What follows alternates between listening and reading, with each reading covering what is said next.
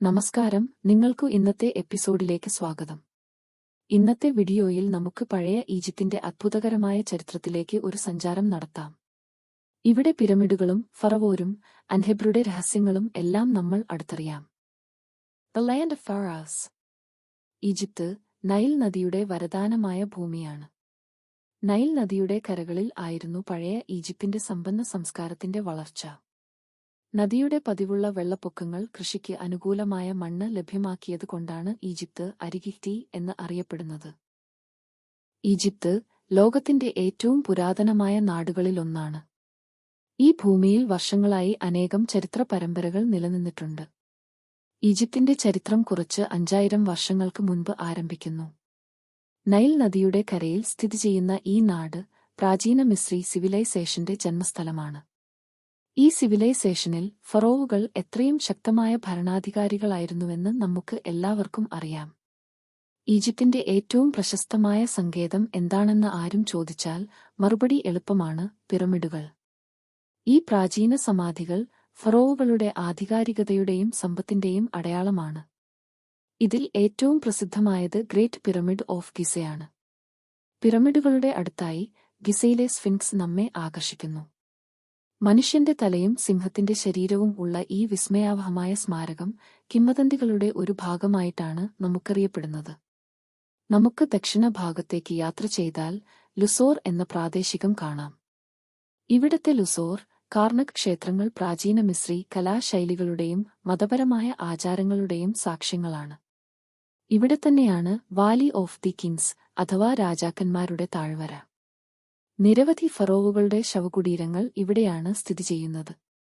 ഇതിൽ ഏറ്റവും പ്രശസ്തമായതും തുട്ടൻഖാമുൻ രാജാവിന്റെ ശവകുടീരം. കൈറോയിലെ ഈജിപ്ഷ്യൻ മ്യൂസിയം പ്രാചീന മിസ്രി സിവിലൈസേഷന്റെ അനവധി സ്മരണികൾ സൂക്ഷിച്ചിട്ടുള്ള ഒരു ദൃശ്യമഹാലയമാണ്. നിങ്ങൾക്കിടയിൽ ചരിത്രപ്രേമികൾ ഉണ്ടെങ്കിൽ ഇത് തീർച്ചയായും കാണേണ്ട സ്ഥലം. ഈജിപ്തിലെ പിരമിഡുകളും സ്ഫിൻക്സ്.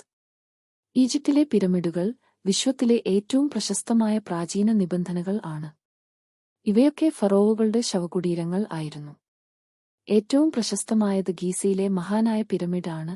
അതിന്റെ ഉയരം ഏകദേശം 146 മീറ്റർ ആണ്. മഹാനായ പിരമിഡ് ഫറോ ഖുഫു ചിയാപ്സ് ഇന്റെ ആജ്ഞയാൽ നിർമ്മിച്ചതാണ്. ഇത് ക്രിസ്തുവിന്റെ മുമ്പ് 2580 കുറയ്ക്കുക 2560 കാലഘട്ടത്തിലായിരുന്നു. ഇത് നിർമ്മിക്കാൻ ഉപയോഗിച്ച കല്ലുകൾ ഓരോന്നും 2 ടൺ തൂക്കമാണ്.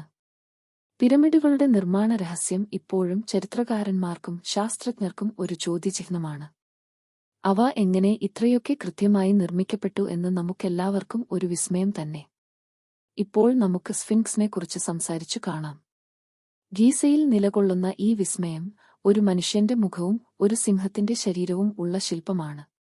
സ്ഫിൻക്സ് ഏത് ഫറോയുടെ സമയത്ത് നിർമ്മിക്കപ്പെട്ടു എന്ന് പരസ്പര വിവാദങ്ങൾ ഉണ്ട്. എന്നാൽ അത് ഫറോ ഖഫ്രയുടെ കാലഘട്ടത്തിലാണ് എന്ന് ഭൂരിപക്ഷം വൈദികരും ചരിത്രകാരന്മാരും കരുതുന്നു. പിരമിഡുകളും സ്ഫിൻക്സിയും നമ്മെ പ്രാചീന കാലത്തെ വിസ്മയങ്ങളിലേക്ക് ഒരു യാത്രയ്ക്ക് കൂട്ടിയിടുന്നു. ഇവയുടെ നിർമ്മാണം, ഇവയിൽ അടങ്ങിയിരിക്കുന്ന രഹസ്യങ്ങൾ എല്ലാം തന്നെ നമ്മെ വിസ്മയപ്പെടുത്തുന്നവയാണ്. ഇവിടെയുള്ള ഓരോ കല്ലും ഓരോ ചരിത്രത്തിന്റെ ഭാഗമാണ്. പിരമിഡുകളുടെ മർമ്മം മനസ്സിലാക്കാൻ ഇന്നും പഠനങ്ങൾ നടക്കുന്നു. Hieroglyphics and writing system. ഈജിപ്തുകാർ അവരുടെ ആശയങ്ങൾ ചിഹ്നങ്ങളിലൂടെയാണ് രേഖപ്പെടുത്തിയത്. ഇതിനെ ഹൈറോഗ്ലിഫിക്സ് എന്ന് വിളിക്കുന്നു. റോസെറ്റ സ്റ്റോൺ എന്ന പുസ്തകം ഉപയോഗിച്ച് നമ്മുടെ കാലത്ത് ഇതിന്റെ അർത്ഥം മനസ്സിലാക്കാൻ കഴിഞ്ഞിട്ടുണ്ട്. ഹൈറോഗ്ലിഫിക്സ് എന്ന് പറയുന്നത് ഈജിപ്ഷ്യൻ സാഹിത്യത്തിൽ ഉപയോഗിച്ചിരുന്ന ഒരു ചിത്രലിപി രീതിയാണ്. ഇത് ഏതാണ്ട് 3300 BC മുതൽ ക്രിസ്തുവിന്റെ ജനനകാലത്ത് വരെ പ്രചാരം പ്രാപിച്ചിരുന്നു. ഇത് ചിത്രങ്ങളിലൂടെ ആശയങ്ങൾ പ്രകടിപ്പിക്കുന്ന എഴുത്ത് രീതിയാണ്. ഹൈറോഗ്ലിഫിക്സ് എഴുതുന്നത് 3 പ്രധാന തരങ്ങളിലായി: ചിഹ്നങ്ങൾ, ലോഹിതങ്ങൾ, വർണ്ണങ്ങൾ. ചിഹ്നങ്ങൾ ഒരു വാക്കിന്റെ അർത്ഥം നേരിട്ട് പ്രതിപാദിക്കുന്നു. ലോഹിതങ്ങൾ ഒരു ശബ്ദം സൂചിപ്പിക്കുന്നു. വർണ്ണങ്ങൾ ഒരു ആശയത്തെ വിശദമായി പ്രതിപാദിക്കുന്നു. ഹൈറോഗ്ലിഫിക്സ് എഴുതാനുപയോഗിച്ചിരുന്ന ഉപകരണങ്ങൾ പാപ്പിറസ്, കല്ലുകൾ, മരങ്ങൾ എന്നിവയാണ്. അവർ ഉപയോഗിച്ചിരുന്നത് ഒരു സ്പെഷ്യൽ തരം കല്ലിൽ ഉള്ള എഴുതൽ രീതി, അത് മഞ്ഞും ചുവപ്പും നീലയും നിറങ്ങളിൽ. ഹൈറോഗ്ലിഫിക്സ് അവരുടെ ദൈവങ്ങളിൽ നിന്നും രാജാക്കന്മാരുടെ ചരിത്രങ്ങൾ രേഖപ്പെടുത്തുന്നതിനും ശാസ്ത്രപ്രവർത്തനങ്ങൾ, കലാരൂപങ്ങൾ, നിത്യജീവിതത്തിലെ കാര്യങ്ങൾ എന്നിവയെല്ലാം രേഖപ്പെടുത്തുന്നതിനും ഉപയോഗിച്ചിരുന്നു. ഇത് അവരുടെ സംസ്കാരത്തിന്റെ അടയാളമായിരുന്നു.